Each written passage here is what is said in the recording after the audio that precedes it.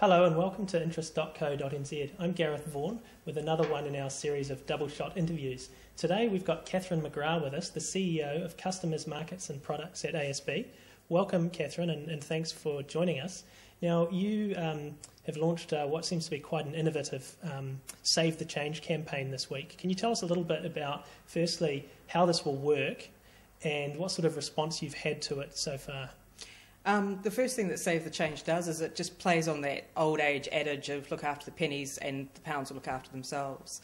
So what it does is recognises in New Zealand that we use electronic transactions far more, and what you can choose to do is round up to $1, $2, $5 or $10 any of your electronic transactions, and each night that money gets put into your savings account.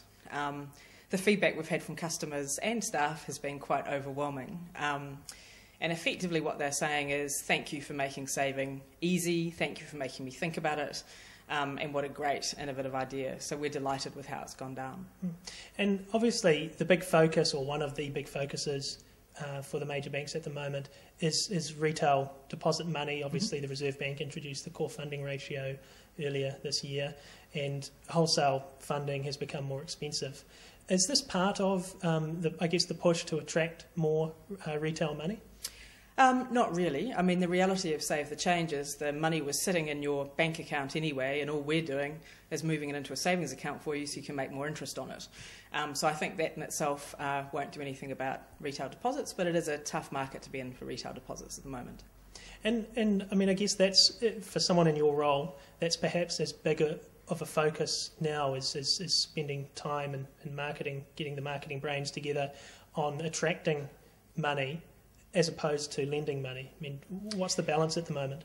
We've always been pretty balanced, and there hasn't been any significant change in terms of where the team's focusing. Obviously, with the launch of Save the Change, the marketing team has been a bit more focused on getting that out, but other than that, it's as balanced as it's always been. And one of the other big decisions that's come out of ASB recently was, I guess, the dropping of Ira Goldstein, your sort of brand, I guess, in advertising for 10, 11 years. What was the reasoning behind that, and what might you replace him with?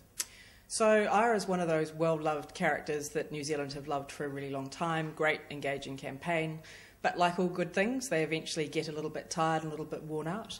And what our customers were telling us is it's time to recognise that ASB is on the next step of its journey, and it would be good if our brand reflected that. So we've said goodbye to Ira in a way that we've got really positive response about from our staff and customers. And we are on to the brave new journey, and as soon as I'm in a position to talk to you about that, I certainly will. When do you think that might be? We'll get back in touch with you and let you know when that'll happen. Okay, so still a little way off.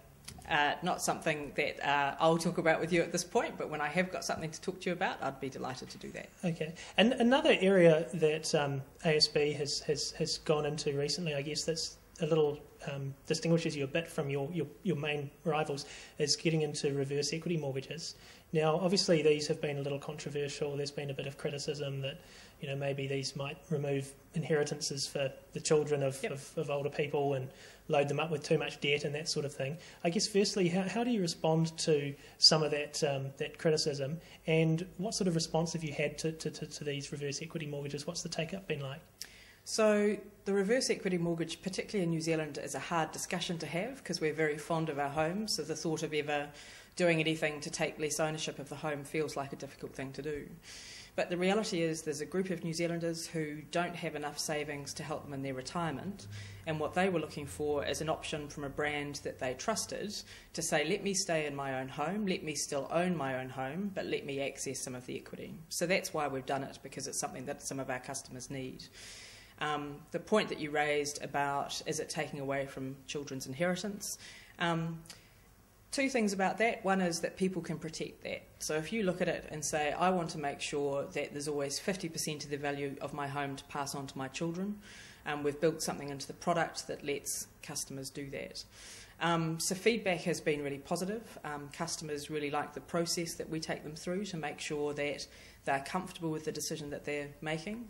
We ask them to bring family along, they have to get independent legal advice, and those are really important parts of making sure that customers go into the decision fully informed and very comfortable about the benefits and the risks, and the response to that has been very positive. So have you had much take-up of them? What sort of number? Can you talk numbers? No, won't talk numbers because it's commercially sensitive, but we're very happy at the way it's going, and the specialist people that we've got involved working with this product are all keeping themselves well and truly occupied. Could you say whether it was in the hundreds or thousands in terms of the take-up? No, won't talk about numbers because that's commercially sensitive. But has it met expectations?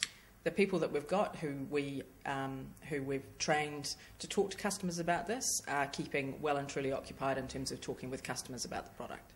We touched earlier on the whole area of retail deposits and I guess the battle between the banks to attract particularly term deposit money with the core funding ratio in place. How's ASB finding this? I mean, you've been quite innovative. You've increased the limit on single deposits customers can have to 10 million. Which is higher than the advertised level that the other banks have. How's that all going?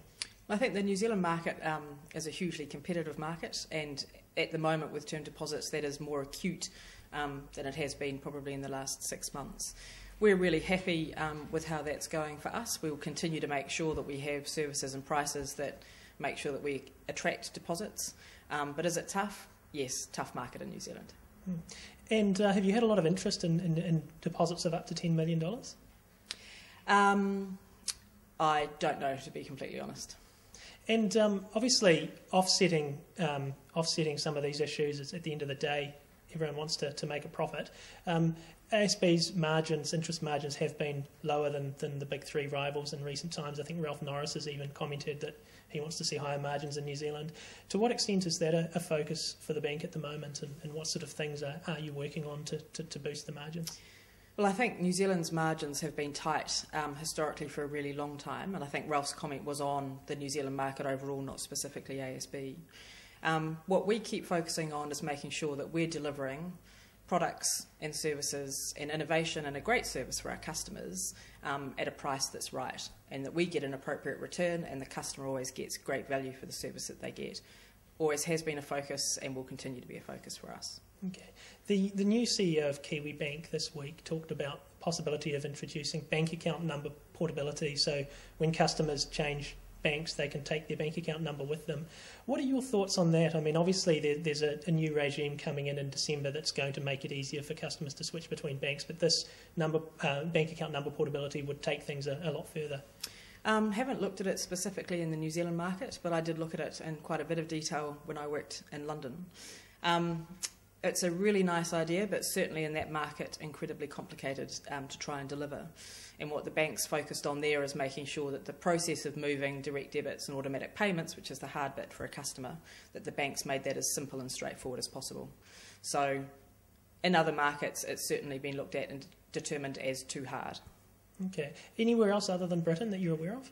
Not that I'm aware of. Yeah. Okay, well, that's Catherine McGrath from ASB. Thanks for coming in. Thanks very much. And I'm Gareth Vaughan from interest.co.nz with another Double Shot interview.